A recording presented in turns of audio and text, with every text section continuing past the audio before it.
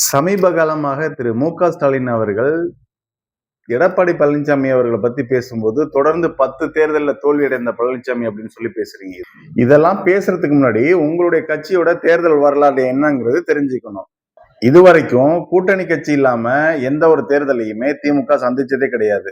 அப்படியே நீங்க கூட்டணி வச்சு தேர்தலை சந்திச்சாலும் குறைந்த இடங்கள்ல ஜெயிச்சு மைனாரிட்டி ஆட்சி தான் இது வரைக்கும் அமைச்சிருக்கீங்க. 2006 தேர்தலில் பாத்தீங்கன்னா 96 இடங்கள்ல மட்டுமே ஜெயிச்சு பெரும்பான்மைக்கு கூட்டணி கட்சியோட ஆதரவோட நீங்க ஆட்சி அமைச்சீங்க. 2011 தேர்தலில் படுதோல்வி. வெறும் 23 சீட்டு மட்டுமே ஜெயிச்சு படுதோல்வி அடைஞ்சீங்க. 2016 தேர்தலில் பாத்தீங்கன்னா படுதோல்வி.